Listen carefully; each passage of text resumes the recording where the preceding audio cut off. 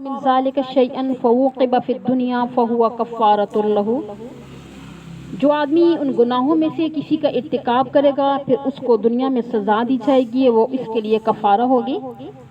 اب یہاں پہ اشکال ہے کہ معلوم ہو رہا ہے نا کہ اگر کسی کو شرک کی وجہ سے قتل کر دیا جائے تو یہ قتل مشرک کے لیے نجات دندہ ہوگا، حالانکہ قرآن پاک میں ارشاد ربانی ہے ان اللہ لا یغفر ان یشرک بہ ویغفر ما دون ذلک لمن یشاء۔ اس کا مطلب یہ ہے نا کہ امام نبوی رحمۃ اللہ علیہ فرماتے ہیں کہ یہ حدیث عام مخصوص الباس ہے، اور آتا ہے نا ومن اصاب من ذلک شیئا فعوقب فی الدنیا فہو کفارۃ لہ، اس میں جو آ رہا ہے نا ذالک سے مراد ما سوا شرک ہے، اور شرک کی نہ تو معافی ہے اور نہ ہی اس کا کوئی کفارہ ہے۔ اس کی تخصیص اسی آیت میں ہے ان اللہ لا یغفر ان یشرک بہ ویغفر ما دون ذلک لمن یشاء، سے معلوم ہوئی کہ بعض حضرات فرماتے ہیں ذالکہ کا اشارہ شرک کے ما سوا بقیہ چیزوں کی طرف ہے، کیونکہ خطاب مسلمانوں کا ہے، اس کی تائید مسلم شریف کی ایک اور روایت سے ہوتی ہے۔ اور یہاں پہ آپ تحریر کریں کہ حدود کفارات ہیں یا صرف زواجر ہیں، یہ مسئلہ مختلف فیہا ہے۔ امام شافعی رحمہ اللہ تعالیٰ فرماتے ہیں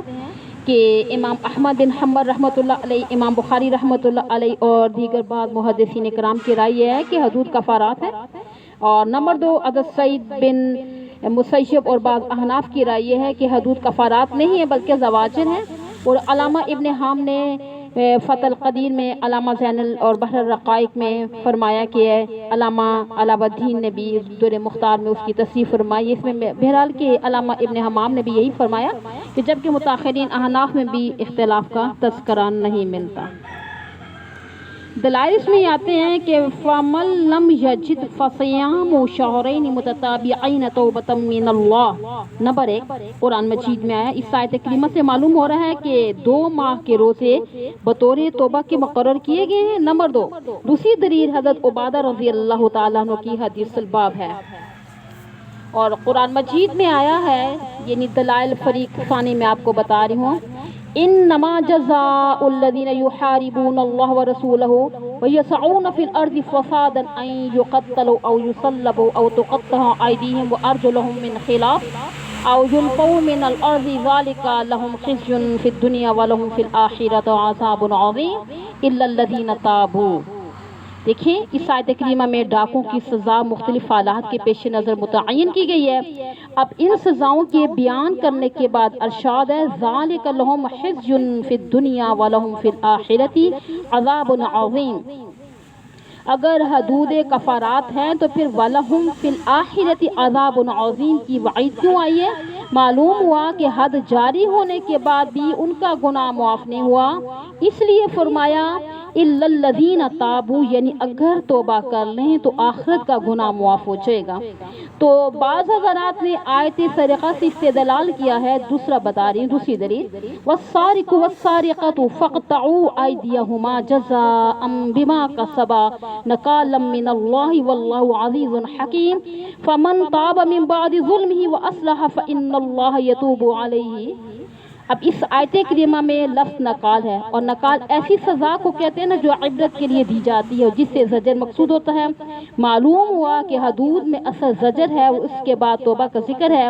اس سے معلوم ہوا کہ سزا کے بعد توبہ کی ضرورت باقی رہتی ہے۔ نمبر 3 اسی طرح حد قذف کے سلسلے میں آیت ہے والذین یرمون المحصنات ثم لم یاتوا باربعۃ شہداء فاجلدوہم 80 جلدۃ ولا تقبلوا لهم شہادۃ ابدا واولئک هم الفاسقون الا الذین تابوا۔ اب دیکھیں حد قذف میں جب 80 کوڑے لگائے جا چکے ہیں تو حدود کفارات ہے، تو پھر الا الذین تابوا کا استثناء کس لیے ہے؟ تو نمبر 4 فریق ثانی ابو امیہ مخزومی کی روایت سے استدلال کرتے ہیں کہ جس میں ہے کہ آپ صلی اللہ علیہ وآلہ وسلم کے سامنے ایک شخص کو لایا گیا جو چوری کا اعتراف کر رہا تھا، لیکن اس سے کسی قسم کا سامان برآمد نہیں ہوا، تو حضور صلی اللہ علیہ وآلہ وسلم نے فرمایا تم نے چوری نہیں کی ہوگی، اور اس نے فرمایا یعنی کہ اس میں یہ چیز ہوگی کہ اس بندے نے یہ کہا نا کہ اسی طرح کی اقرار بھی کر لیا کہ 3 مرتبہ اعتراف کرنے کے بعد آپ نے اس کا ہاتھ کاٹنے کا حکم دیا۔ اس کے بعد اس شخص کو آپ صلی اللہ علیہ وسلم کے سامنے لایا گیا تو آپ نے اسے فرمایا قل استغفر اللہ واتوب الیہ، اس سے معلوم ہوا کہ سزا کے بعد بھی توبہ کی ضرورت باقی رہتی ہے۔ حضرت عبادہ رضی اللہ تعالیٰ عنہ کی حدیث الباب کا جواب ہے، علامہ ابن حمام رحمۃ اللہ علیہ فرماتے ہیں حضرت عبادہ رضی اللہ تعالیٰ و دیگر حضرات کی احادیث کو اس پر حمل کیا جائے گا، اور اس شخص نے یعنی عقوبت اور سزا کے ساتھ ساتھ توبہ کر لی ہوگی تو اس لیے ظاہر یہ ہے کہ اس کی توبہ کفارہ ہو جائے گی۔ یہ مسلمان سے بعید ہے کہ وہ یعنی کہ کیا کر رہا ہے، جان جانے والی ہو یا اپنے گناہ سے توبہ نہ کرے، یہ تو ہو نہیں سکتا۔ اگلا باب ہے، یعنی اسی باب میں آگے آیت آتی ہے ہمارے پاس، یعنی ان آیات کا مکمل میں نے آپ کو بتا دیا۔ چلتے ہیں جی آگے، وَمَنْ أَصَابَ مِنْ ذَلِكَ شَيْئًا ثُمَّ سَتَرَهُ اللَّهُ فَإِلَى اللَّهِ إِنْ شَاءَ عَفَا عَنْهُ وَإِنْ شَاءَ عَاقَبَهُ۔ تو امام مازنی رحمۃ اللہ علیہ فرماتے ہیں اس سے معتزلہ اور خوارج دونوں کی تردید ہو رہی ہے، کیونکہ یہ دونوں فریق کہتے ہیں نا کہ مرتکب کبیرہ ایمان سے خارج ہے، حالانکہ یہاں نبی اکرم صلی اللہ علیہ وسلم مرتکب کبیرہ کے متعلق عفو کی امید باندھے ہوئے ہیں اور ان کو مشیت عزدی میں داخل فرما رہے ہیں۔ تو نیز اس سے مرثیہ کی بھی تردید ہوگی جو کہتے ہیں نا کہ معاصی امام کے ہوتے ہوئے مضر نہیں، جبکہ حضور صلی اللہ علیہ وسلم یہاں فرما رہے ہیں وَإِنْ شَاقَبَهُ۔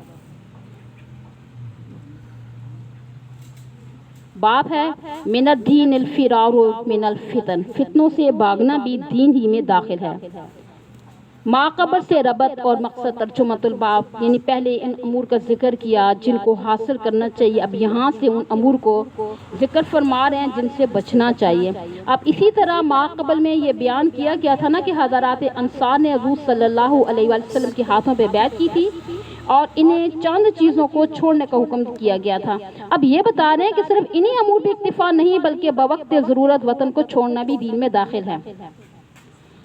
اور گزشتہ دیکھیں کہ کئی ابواب میں مرثیہ کی تردید ہو چکی ہے جو یہ کہتے ہیں نا کہ ایمان کے ہوتے ہوئے معصیت مضر نہیں ہے۔ اب یہ ترجمہ قائم کر کے حضرت امام بخاری رحمۃ اللہ علیہ یہ بتلانا چاہتے ہیں کہ اگر معصیت کا اثر نہ ہوتا تو فتنوں سے بھاگنے کی ضرورت نہ پڑتی، حالانکہ حدیث پاک میں بس صراحت مذکور ہے کہ فتنوں سے بھاگ کر ایسی جگہ چلا جانا بہتر ہے جہاں فتنے اثر انداز نہ ہو سکیں۔ حدیث ہے، حدثنا عبداللہ بن مسلمہ عن مالک الآخر، ہم سے عبداللہ بن مسلمہ نے بیان کیا اور انہوں نے مالک سے نقل کیا، انہوں نے عبداللہ بن عبداللہ سے، اور آگے چلتے ہیں الآخر کرتے ہیں میں سند کو، رسول اللہ صلی اللہ علیہ وسلم نے فرمایا کہ وہ وقت قریب ہے جب مسلمان کا سب سے عمدہ مال اس کی بکریاں ہوں گی، اور جن کے پیچھے انہیں ہنکاتا ہوا وہ پہاڑوں کی چوٹی اور برساتی وادیوں میں اپنے دین کو بچانے کے لیے بھاگتا پھرے گا۔ اس حدیث پاک سے حضور صلی اللہ علیہ وسلم نے پیشین گوئی فرمائی ہے نا کہ عنقریب وہ زمانہ آنے والا ہے کہ شہر میں رہنا دشوار ہو جائے گا اور اپنے دین کی حفاظت کی خاطر لوگ شہر سے بھاگ کر جنگلات اور پہاڑوں کو مسکن بنا لیں گے۔ اگرچہ دین کی عمومی منافع و فوائد کے لحاظ سے اسلام میں اجتماعی زندگی زیادہ پسندیدہ ہے اور اسوہ انبیاء بھی یہی ہے کہ معاشرہ میں رہ کے اپنی اور معاشرے کی اصلاح پہ توجہ دی جائے، مگر قرب قیامت میں یعنی کہ جب طرح طرح کے فتنے کھڑے ہو جاتے ہیں اور شہروں میں زندگی گزارنے والوں پہ دین قائم رہنا بھی دشوار ہو جائے اور دین اور ایمان خطرے میں پڑ جائے، تو ایسے مجبور کن حالات میں شارع اسلام کی طرف سے اجازت ہے کہ شہروں کو چھوڑ کر وادیوں میں سر چھپا کر معمولی زندگی گزار کر یعنی کہ دین اور ایمان کی حفاظت بھی کی جائے۔ ان یکون خیر مال المسلم غنم، یہاں پہ دیکھیں کہ خیر مال المسلم جو ہے منصوب ہے، جو یکون کی خبر واقع ہے اور غنم اسم ہے اس لیے مرفوع ہے، اور دوسرے نسخے میں اس کے برعکس یہ ہے کہ خیر اسم ہونے کی وجہ سے مرفوع ہے اور غنمن منصوب ہے۔ یہ شعف یعنی شعفتن کی جمع نا، اس کا معنی پہاڑ کی چوٹی کے آتے ہیں، یعنی مواقع القطر یعنی وہ مقامات جہاں بارش زیادہ ہوتی ہے جیسے کہ وادیاں، صحرا اور جنگلات وغیرہ میں آتی ہیں۔ ٹھیک ہے، یہی والا تھا نا۔ بکری کی تفصیل یہاں پہ کیوں کی گئی ہے کہ بکری ایک ایسا جانور ہے کہ جو یعنی اس کے اندر مسکنت بھی ہوتی ہے اور خفیف الحمل ہوتا ہے، یعنی اس کو اٹھا کر انسان پہاڑ پہ جا سکتا ہے، یعنی خلوت نشینی اختیار بھی کر سکتا ہے۔ پھر بکری میں خصوصی بات یہ بھی ہوتی ہے کہ وہ کثیرۃ المنفعہ اور قلیلۃ المعانہ، یعنی اس کے لیے اگر گھاس وغیرہ کا انتظام نہ بھی ہو سکے نا تو ادھر ادھر گھوم کے گزارا بھی کر لیتی ہے، اور اس کا دودھ غذا اور مشروب دونوں کام دیتا ہے، یعنی اس کے بال لباس کے کام بھی دیتے ہیں۔ بے دین ہی میں جو با ہے نا یہ سبیبیہ ہے، اور من الفتن میں من ابتدائیہ ہے، تو مطلب یہ ہوا کہ وہ شخص دین کو بچانے کی خاطر بھاگتا پھرے گا۔ امام نووی رحمۃ اللہ علیہ فرماتے ہیں اس حدیث میں ترجمۃ الباب پہ استدلال کرنا درست نہیں ہے، کیونکہ حدیث سے یہ لازم نہیں آتا کہ فرار دین میں شامل ہے۔ علماء نے اس کا جواب یہ دیا، یہ اشکال اس وقت ہوتا ہے کہ جب ترجمہ میں آنا من دین الفرار من الفتن یا من تبعیضیہ یا جنسیہ مانا جائے، اگر من کو ابتدائیہ مانا جائے تو پھر روایت اور ترجمہ میں مطابقت پیدا ہو جائے گی، اس لیے اس صورت میں اس کے معنی ہوں گے الفرار من الفتن یعنی کہ منشوء الدین، اور حدیث میں یہی مذکور ہے یفر بدینہ من الفتن ای بسبب دینہ۔ فتنہ سے مراد یہ ہے کہ فتن سے مراد عرف شرع میں یہ ہے کہ دینی امور کی مخالفت عام ہو جائے اور دین کی حفاظت مشکل ہو جائے تو کمزوروں کو اجازت ہے کہ وہ حفاظت دین کی خاطر وہاں سے چلے جائیں۔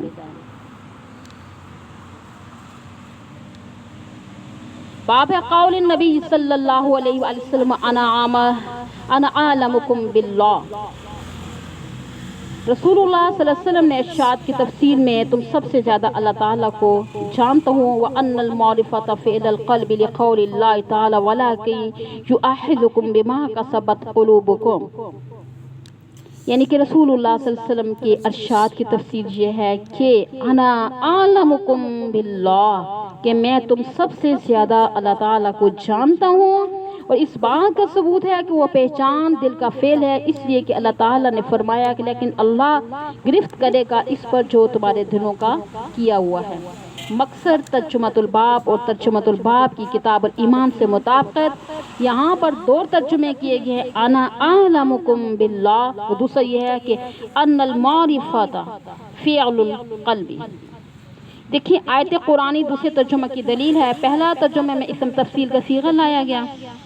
اس سے ثابت ہوا کہ علم کے مختلف درجات ہیں، علم باللہ کو ایمان کہتے ہیں۔ جب علم کے مختلف درجات ہیں تو معلوم ہوا ایمان کے بھی مختلف درجات ہیں، اور ایمان کے مختلف درجات اس وجہ سے ہوں گے کہ اعمال کی وجہ سے فرق آئے گا، جس کے اعمال زیادہ ہوں گے اس کا ایمان زیادہ ہوگا، جس کے اعمال کم ہوں گے اس کا ایمان کم ہوگا۔ لہٰذا اس سے مرجیہ کا رد ہو گیا، کیونکہ وہ کہتے ہیں نا کہ اعمال کا ایمان سے کوئی تعلق نہیں ہے، جبکہ یہاں سے معلوم ہو رہا ہے کہ اعمال کی کمی پیشی سے ایمان کے اندر کمی پیشی ہوتی ہے۔ اب دوسرے ترجمے میں آتا ہے وَأَنَّ الْمَعْرِفَةَ فِعْلَ الْقَلْبِ، اس سے کرامیہ کا رد کر رہے ہیں، کیونکہ ان کا کہنا ہے کہ زبان سے لا الہ الا اللہ کہہ دینا کافی ہے۔ امام بخاری رحمۃ اللہ علیہ فرماتے ہیں کہ لا الہ الا اللہ زبان سے کہہ دینا کافی نہیں، کیونکہ ایمان معرفت کا نام ہے اور معرفت فعل قلب ہے، لہذا ایمان کے لیے قلب کی تصدیق ضروری ہے۔ علم اور معرفت میں لفظی و معنی فرق یہ ہے کہ مذکورہ ترجمۃ الباب میں علم اور معرفت کا ذکر ہے، اگرچہ دونوں میں لفظاً اور معناً فرق ہے لیکن ایک دوسرے کی جگہ استعمال ہوتے ہیں۔ اب دونوں میں لفظی فرق تو یہ ہے نا کہ علم کے دو مفعول ہوتے ہیں نا، عالم تو زیدن فاضلہ، اور معرفت کا ایک مفعول ہوتے ہیں کہ عرف تو زیدن۔ اب ان دونوں میں معنوی فرق یہ ہے کہ عرف یعنی کہ معرفت جو ہے اس کو کہتے ہیں کہ قوت حافظہ میں کوئی صفت یا کوئی صورت موجود ہے، جب وہی یعنی کہ صفت ذی صورت سامنے آتا ہے تو وہ صورت ذی صورت پر منطبق ہو جاتی ہے، اور اس انطباق کو معرفت کہتے ہیں۔ پہلے کتاب کو حضور صلی اللہ علیہ وسلم کی صفات کا کتب سماویہ کے ذریعے علم تھا، جب رسول اللہ صلی اللہ علیہ وسلم تشریف لائے تو انہوں نے ان صفات کو آپ صلی اللہ علیہ وسلم پر منطبق پایا، لہذا ان کو آپ کی معرفت حاصل تھی۔ تو کما قال اللہ تعالی یعرفونہ کما یعرفون ابناءہم، یعنی کہ علم کا تعلق کا ثبوت الصفت للذات سے ہوتا ہے، لہذا وہ بمنزلۃ التصدیق ہے۔ علمت زیدن فاضلا، اب دیکھیں زاہد کا علم پہلے تھا نا، تو اب فاضل کی صفت کا زید کے لیے ثبوت معلوم ہوا،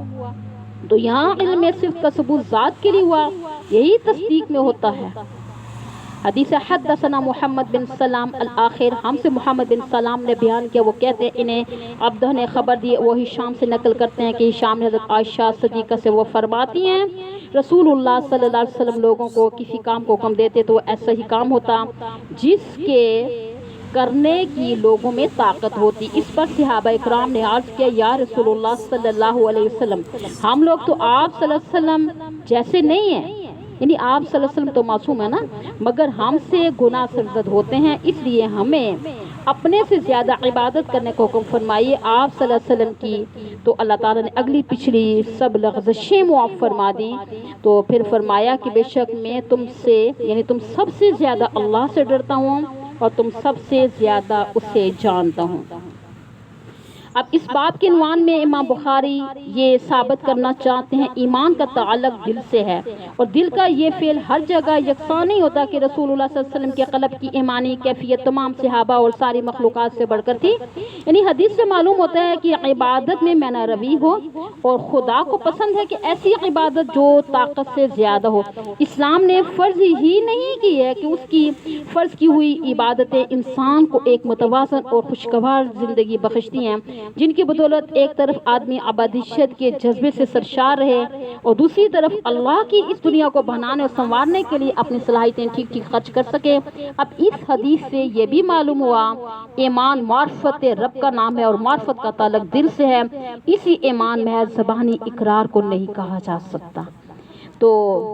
کیا انبیاء علیہ السلام سے ذنوب و عصیان کا صدور ہوتا ہے؟ یعنی اس کا مطلب یہ نا کہ حدیث الباب سے بظاہر معلوم ہوتا ہے کہ انبیاء کرام سے ذنوب و عصیان کا صدور ہوتا ہے، لیکن اس پر اجماع ہے کہ انبیاء علیہ السلام نبوت سے قبل اور بعد کفر سے معصوم ہوتے ہیں، یعنی کہ ان سے کفر ہو ہی نہیں سکتا، اٹل فیصلہ ہے نا۔ اب اس بات پر بھی اجماع ہے کہ انبیاء کرام سے بعد از نبوت عمدن گناہ نہیں ہو سکتا، البتہ اس میں اختلاف ہے ان سے سہون صغائر ہو سکتے ہیں یا نہیں، اور اشاعرہ کے نزدیک انبیاء کرام سے صغائر سہون تو کیا بلکہ عمدن بھی صادر ہو سکتے ہیں، قبل از نبوت بھی اور بعد از نبوت بھی، جبکہ ماتریدیہ نے اس کا یعنی کہ مطلق انکار کیا، اور حافظ عراقی، تقی الدین سبکی اور قاضی عیاض وغیرہ نے اسی کو اختیار کیا۔ اب حدیث الباب میں جو ذم کی نسبت آپ صلی اللہ علیہ وسلم کی طرف کی گئی اس کا کیا مطلب ہوگا؟ اس کا ایک تو یہ جواب دیا گیا یہاں امت کے ذنوب مراد ہیں، ٹھیک ہے۔ دوسرا جواب قاضی عیاض رحمۃ اللہ علیہ نے دیا کہ وہ فرماتے ہیں ایک ہے معصیت، ایک ہے خطا، ایک ہے ذنب، ان میں معصیت شدید ہے، اور جس کا مطلب ہے کہ نافرمانی اس سے کم درجہ خطا کا ہے جس کا معنی غلطی کے ہیں، اور اس سے کم درجہ ذنب کا ہے اور جس کا معنی عیب کے ہیں، اور معصیت اور خطا سے انبیاء کرام معصوم ہوتے ہیں، اور ذنب جس چیز کو کہتے ہیں وہ ایک معمولی چیز ہے جو معصیت اور خطا کے برابر نہیں ہے۔ ما تقدم ما تاخر جو مراد ہے اس سے یہ ہے کہ اس میں متعدد اقوال ہیں جن میں سے چند چھ آتے ہیں۔ نمبر ایک، ما تقدم سے مراد قبل از نبوت ہے، اور ما تاخر سے مراد بعد از نبوت ہے۔ نمبر دو، قبل از ہجرت اور بعد از ہجرت مراد ہے۔ نمبر تین، قبل فتح مکہ اور بعد فتح مکہ مراد ہے۔ تو یہاں ایک اشکال یہ ہوتا ہے کہ ما تقدم کی مغفرت تو سمجھ میں آتی ہے، لیکن ما تاخر کی مغفرت کیسے ہوگی؟ اس کا جواب یہ ہے کہ مغفرت کے لیے گناہ کا ہونا ضروری نہیں ہے، کیونکہ مغفرت کے معنی ہے ڈھانپنا اور پردہ ڈالنا۔ ما تقدم کی مغفرت تو ظاہر ہے، اور ما تاخر کی مغفرت کا یہ مطلب ہوگا کہ آپ کے درمیان اور ذنوب کے درمیان پردہ ڈال دیا جائے گا تاکہ آپ سے کوئی ذنب صادر ہی نہ ہو۔ باب من کرہ ان یعود فی الکفر کما شکرہ ان یلق فی النار من الایمان، جو آدمی کفر کی طرف واپسی کو آگ میں گرنے کے مترادف سمجھے تو یہ بھی ایمان کی علامت ہے۔ ما قبل سے ربط و مقصود ترجمہ اس ترجمۃ الباب میں من ایمان میں من سبیبیہ ہے، یعنی ایمان کی وجہ سے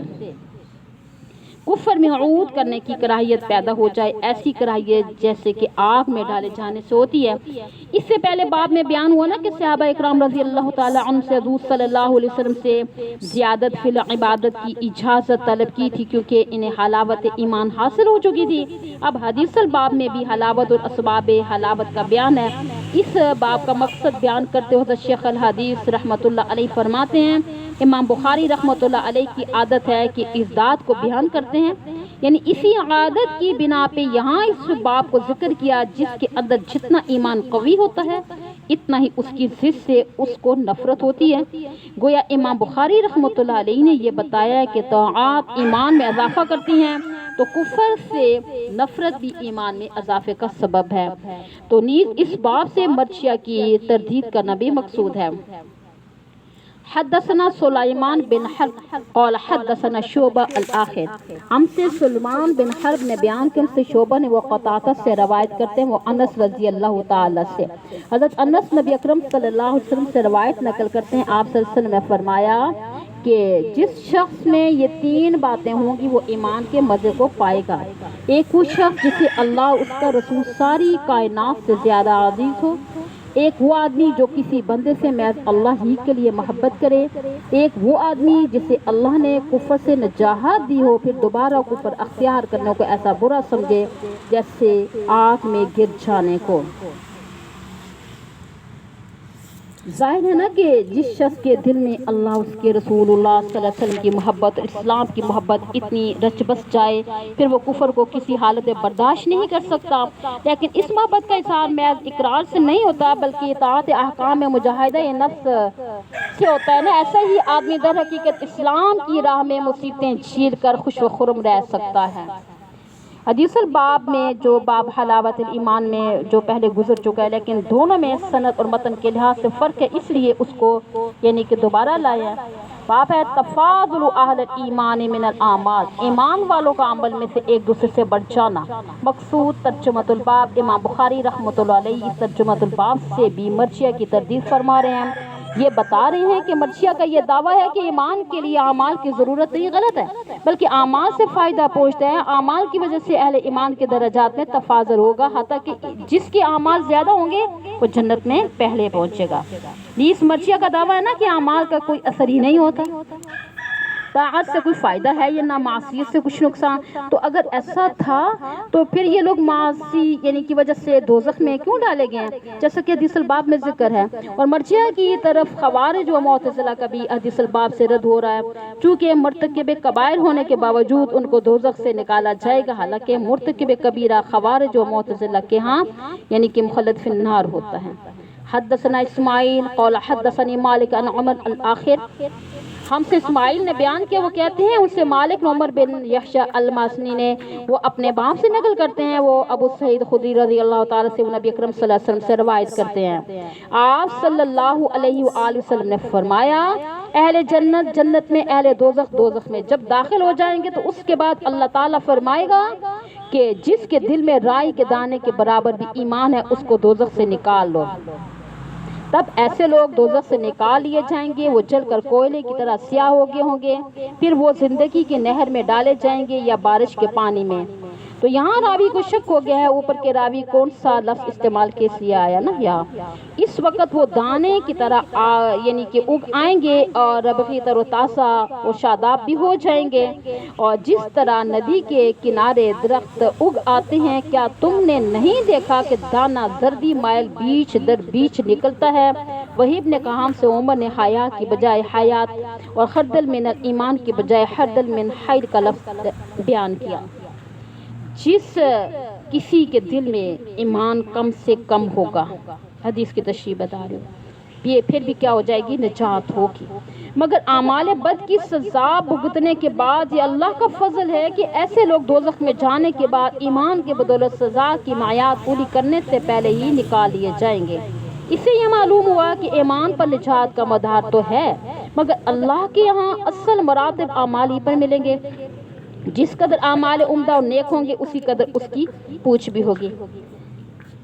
اشکال اول یہ ہے، پہلی روایت ترجمۃ الباب سے مطابقت نہیں رکھتی تھی، چونکہ اس میں تفاضل فی ایمان کا ذکر ہے، جس کو مثقال یعنی حبہ من خردل سے تعبیر کیا گیا، اس میں تفاضل فی اعمال کا ذکر نہیں ہے۔ اس کا جواب یہ ہے کہ حضرت امام بخاری رحمۃ اللہ علیہ نے ترجمۃ الباب کے ذریعے یہ بتایا ہے کہ ایمان سے مراد اعمال ہے، یعنی کہ من خردل من ایمان سے جو آتا ہے نا، اس پہ ایمان کا اطلاق اس لیے کیا گیا، اس سے ایمان کی تکمیل ہوتی ہے، اور ایمان سے اعمال مراد ہونے کا قرینہ اس روایت کا دوسرا لفظ ہے جس میں آتا ہے کہ یعنی کہ اس میں من خردل من خیر واقع ہوا ہے، اور خیر عمل کو کہتے ہیں۔ سمجھ آ گئی اتنی؟ اشکال ثانی ہے کتاب الایمان کا سب سے پہلا ترجمہ باب قول النبی صلی اللہ علیہ وسلم بنی الاسلام علی خمس وهو قول وفعل ويزيد وينقص۔ جب اس باب میں ایمان کی کمی زیادتی کا مسئلہ بیان ہو چکا تب دوبارہ اس مسئلے کو کیوں بیان کیا گیا، اس سے تو تکرار ہو گیا نا۔ اس کا جواب یہ ہے اس اشکال کا کہ اس کا ایک ہی جواب یہ دیا جاتا ہے، حضرت امام بخاری رحمۃ اللہ علیہ نے وہاں یزید و ینقص کو یعنی کہ تبعاً ذکر کیا اور یہاں مستقلاً، تو وہاں بنی الاسلام علی خمس کا ذکر مقصود ہے، جبکہ یہاں زیادت و نقصان کو بیان کرنا مقصود ہے۔ اس کا دوسرا جواب یہ دیا جاتا ہے نا کہ وہاں زیادت و نقصان کا تعلق اسلام سے ہے اور یہاں ایمان سے ہے، لہذا تکرار نہیں ہے۔ اشکال ثالث اس ترجمۃ الباب میں آ رہا ہے باب زیادت الایمان و نقصان ہی، تو اس میں بھی تکرار نظر آتا ہے۔ اس کا جواب یہ ہے یہاں اعمال میں اہل ایمان کے تفاوت کو بیان کرنا مقصود ہے، جبکہ وہاں امام بخاری رحمۃ اللہ علیہ نے خود ایمان یعنی نفس تصدیق کی اندر کمی زیادتی بیان کی ہے۔ دوسرا یہ جواب بھی دیا جاتا ہے چونکہ ایمان بھی کمی زیادتی کا مسئلہ مختلف فیہا ہے، اور امام بخاری رحمۃ اللہ علیہ کی عادت ہے کہ جس مسئلے میں اختلاف ہو اور اختلاف بھی شدید ہو تو امام بخاری رحمۃ اللہ علیہ کا رجحان کسی ایک طرف ہو اور دوسری طرف کے لوگ خوب دلائل پیش کر رہے ہوں تو پھر امام بخاری رحمۃ اللہ علیہ اپنے مدعا کے اس بات میں مختلف طرز اختیار کرتے ہیں۔ تو بہرحال زیادت نقصان اور ایمان کے مختلف ہی مسئلہ میں امام بخاری رحمۃ اللہ علیہ کی رائے زیادت و نقصان کے حق میں ہے، اس لیے اس کے اس بات کے لیے مختلف ابواب ذکر کیے ہیں۔ قال وہیب حدثنا عمر الحیات وقال حرزل من خیل، تو دیکھیں یہاں پر وہیب نے یہی روایت عمر بن جخشہ سے نقل کی ہے نا، جسے امام مالک رحمۃ اللہ علیہ بھی نقل کرتے ہیں، لیکن امام مالک رحمۃ اللہ علیہ تو شک کے ساتھ نقل کرتے ہیں، وہیب بغیر شک کے الحیات کا کلمہ نقل کرتے ہیں۔ نمبر 2 یہ ہے کہ اس بات پر تنبیہ کی ہے، میں آپ کو یہی بتا رہی ہوں، مؤلف نے وہیب کی تعلیقی روایت نقل کر کے 2 باتوں پہ تنبیہ کیا۔ نمبر 1 بتا دیا، نمبر 2 اس بات پہ تنبیہ کیا کہ وہیب کی روایت من خیل ہے اور مالک رحمۃ اللہ علیہ کی روایت میں من ایمان ہے، اور مؤلف رحمۃ اللہ علیہ ایمان کی شرح خیر سے کی ہے، جبکہ پیچھے اس کی طرف اشارہ گزر چکا ہے۔ حدثنا محمد بن عبید اللہ قال حدثنا ابراہیم الآخر، ہم سے محمد بن عبید اللہ نے بیان کیا، ان سے ابراہیم بن سعد نے وہ صالح سے نقل کرتے ہیں کہ وہ ابن شہاب سے، وہ ابو امامہ بن سہل بن ابی ابن حنیف سے، وہ حضرت ابو سعید خدری رضی اللہ تعالیٰ سے، وہ کہتے تھے رسول اللہ صلی اللہ علیہ وآلہ وسلم نے فرمایا کہ میں سو رہا تھا، میں نے دیکھا کہ لوگ میرے سامنے پیش کیے جا رہے ہیں اور وہ کرتے پہنے ہوئے ہیں، کسی کا کرتا سینے تک ہے اور کسی کا اس سے نیچے ہے، پھر میرے سامنے عمر بن خطاب رضی اللہ تعالیٰ لائے گئے اور ان کے بدن پہ جو قمیص ہے اسے گھسیٹ رہے ہیں، یعنی زمین تک نیچی ہے۔ تو صحابہ کرام نے پوچھا یا رسول اللہ آپ نے اس کی کیا تعبیر لی ہے؟ آپ نے فرمایا اس کا مطلب ہے دین ہے۔ بینا دراصل بھینا ہی ہے نا، آخر میں الف اور کبھی یعنی کہ ماں بڑھا کر بینا و بینا ماں پڑھتے ہیں ایسے۔ حدیث کے آخر میں جو لفظ دین ہے نا، اس سے مراد اعمال ہے، اور اسی معنی کے پیش نظر یہ روایت ترجمۃ الباب کے مطابق ہوئی ہے، اور قمیص کی تعبیر دین ہے اور دین سے مراد اعمال ہیں، تو قمیصوں میں لوگوں کو مختلف المراتب دیکھنا ان کے اعمال میں مختلف المراتب ہونے کی دلیل ہے۔ شبہ اور ازالہ شبہ یہ ہوگا اگر کوئی اشکال کرے کہ حدیث پاک میں تو حضرت عمر رضی اللہ تعالیٰ عنہ کا مقام اور مرتبہ حضرت ابو بکر صدیق رضی اللہ تعالیٰ سے زیادہ معلوم ہوتا ہے، تو اس کا جواب یہ ہے کہ یہاں حضور صلی اللہ علیہ وسلم نے صرف 3 قسم کے آدمیوں کا ذکر فرمایا ہے۔ یہاں حضرت محمد صلی اللہ علیہ وسلم کا مقصود حصر نہیں ہے، بلکہ بطور مثال یا کسی اور مصلحت کی بنا پہ آپ نے صرف 3 ہی آدمیوں کا ذکر فرمایا۔ ظاہر ہے کہ مسلمان صرف 3 قسم کے تو نہیں تھے نا۔ ایک جواب یہ بھی ہے کہ حضرت ابو بکر صدیق رضی اللہ تعالیٰ کی فضیلت پر اہل سنہ والجماعت کا اجماع ہے، جو دلیل قطعی ہے، لہذا خبر واحد پہ دلیل قطعی کو ترجیح ہوگی۔ ایک جواب یہ بھی دیا جا سکتا ہے حضرت ابو بکر صدیق رضی اللہ تعالیٰ عنہ کو فضیلت کلی حاصل ہے، اگر کسی کو فضائل جزیہ میں امتیاز حاصل ہو جائے تو یہ حضرت صدیق اکبر رضی اللہ تعالیٰ عنہ کی فضیلت کے منافی نہیں ہے۔ باب الحیاء من ایمان، حیا ایمان کا جز ہے، ما قبل سے ربط اور مقصود بے ترجمہ۔ اس سے پہلے باب میں تفاضل اہل ایمانی فی الاعمال کا بیان تھا، اب اس باب میں اس چیز کو بیان کیا جا رہا ہے جس سے ایمان کے اندر زیادتی پیدا ہوتی ہے، وہ حیا ہے۔ امام بخاری رحمۃ اللہ علیہ کے نزدیک اعمال جوارح تو ایمان کا جز ہے۔ امام بخاری رحمۃ اللہ علیہ اب اس باب سے یہ بتانا چاہتے ہیں کہ حیا جو کہ فعل قلب ہے اور یہ بھی ایمان کا جز ہے، اور جب یہ ایمان کا جز ہے تو ثابت ہو جائے گا کہ ایمان مرکب ہے، اور جب وہ مرکب ہے وہ قابل زیادت و نقصان بھی ہے۔ امام بخاری رحمۃ اللہ یہاں من کو تبعیضیہ قرار دے رہے ہیں، اور ہم جو ایمان کو مرکب نہیں مانتے کہتے ہیں نا کہ یہاں من ابتدائیہ ہے،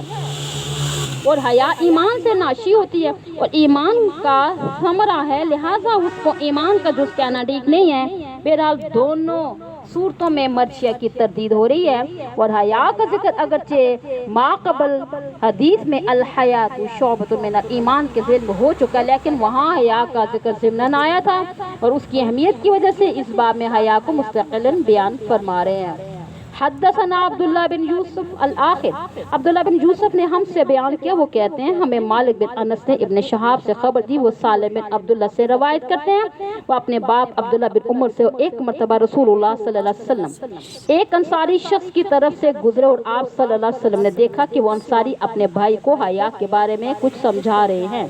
آپ صلی اللہ علیہ وسلم نے فرمایا کہ اس کو چھوڑ دو، کیونکہ حیا ایمان ہی کا ایک حصہ ہے۔ دیکھیں اس حدیث میں وہ نصیحت یہ تھی نا کہ بہت زائد حیا نہیں کرنی چاہیے، اس سے نقصان ہوتا ہے، یعنی ترک حیا کی نصیحت۔ تو آپ صلی اللہ علیہ وسلم نے اس پر ارشاد فرمایا کہ شرم کا مادہ دراصل حیا ہی سے پیدا ہوتا ہے، اس لیے اس کو شرم ترک کرنے کی تلقین مت کرو، کیونکہ انسان کی فطری شرم سے بہت سے بے حیائی کے کاموں یعنی اس سے روک دیتی ہے نا، اس کی تو فیض آدمی کئی گناہوں سے بچ جاتا ہے، لیکن حیا سے مراد یہاں وہ بے جا شرم نہیں جس کی وجہ سے آدمی کی جرات مفقود ہو اور قوت عمل ہی مجروح ہو جائے۔